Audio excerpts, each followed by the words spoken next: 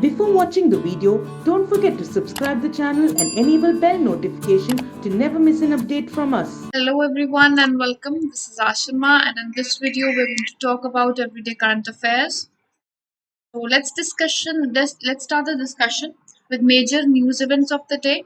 But before we begin on the announcement or before we begin on the news events, first let's be talking about the quiz that you can take on Entri app. It's a 15-minute current affairs quiz. You can take live that quiz, and it's uploaded on Entri app. You can download that app from Google Play Store, for which the link has been provided below. And this is going to help you in everyday revision of current affairs and also help you enhance your score in current affairs. Now let's begin the discussion of news events that have happened in the past day.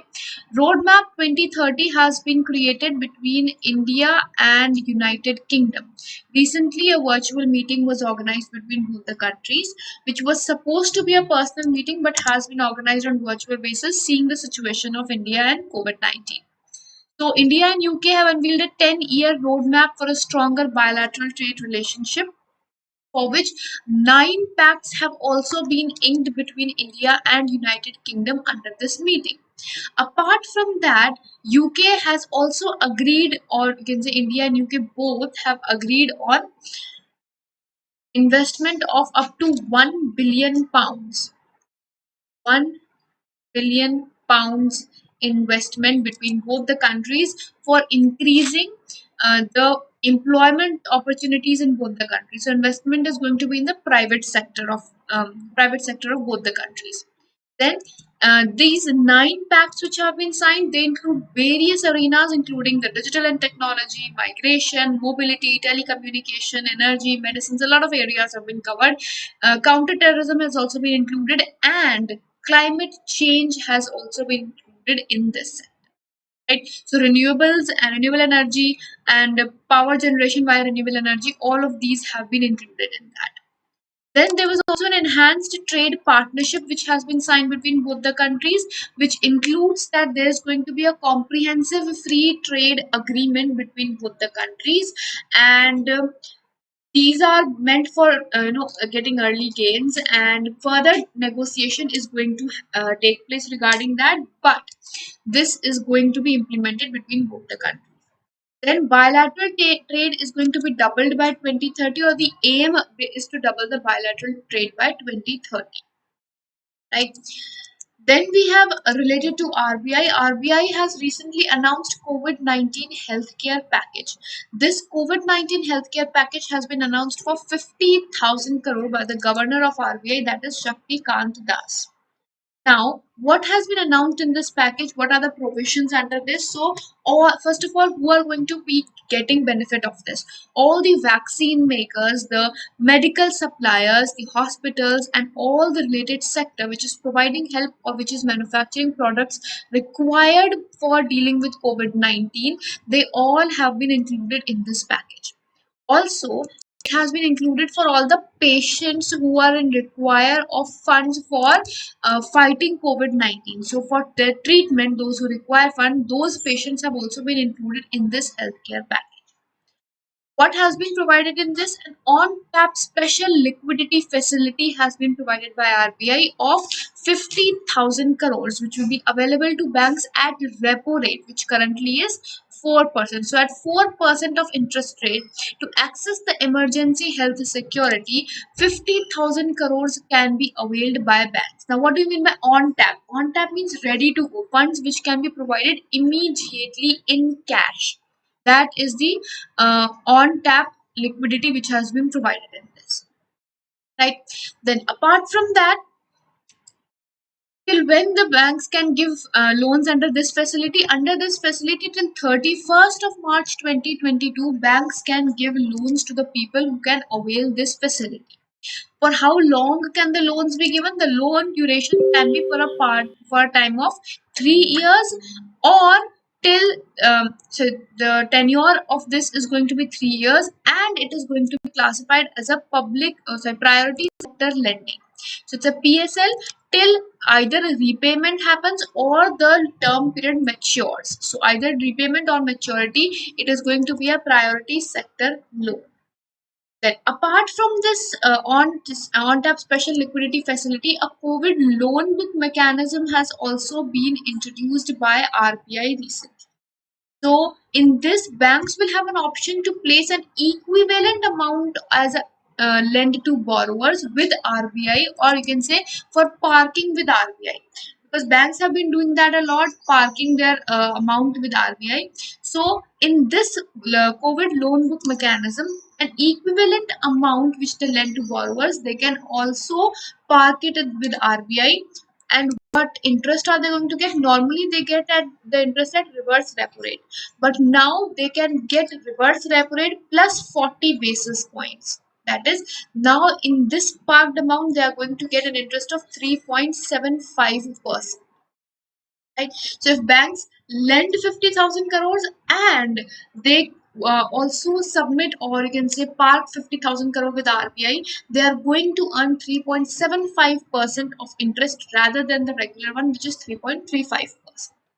Then there is also some restructuring to loan mechanism for individuals as well as small borrowers. This is for 2 years. The earlier one which we had talked about, that was for 3 years. This one is going to be for 2 years. In this, what is going to happen is that those who small business and individual borrowers who have an outstanding loan amount of up to 25 crore, and they have not taken up any restructuring till March 2021. No restructuring till March 2021, then they can be considered for restructuring till 30th of September 2021. Then, apart from that, for small finance banks, a special long-term operation has been announced of 10,000 crore worth. And apart from that, this is going to be the further lending support, because with this, the NBFC microfinance institutions and other microfinance institutions like societies and trusts, they all are going to gain via this. All these are self-regulatory organization of RBI. Now, these microfinance institutions which want to gain benefit from it, they will have to have an asset of 500 crore rupees, and this has to be by 31st or till 31st of March 2021. If they have 500 crores, they can gain benefits of this long-term repo operation which has been introduced. Then a few one-liners. S&P has revised India's GDP forecast. So the new GDP forecast as per S&P is 9.8%, which was earlier predicted at 11% in March 2021. So in March 2021, it was 11%. Now it is 9.8%. Then we have Philippines journalist Maria Ressa. She has been honored with 2021 UNESCO Guillermo Cano Press Freedom Prize. Now, this prize has been given to the reporter who is currently CEO of Rappler. She is currently CEO of Rappler. What is Rappler? Rappler is an online news website.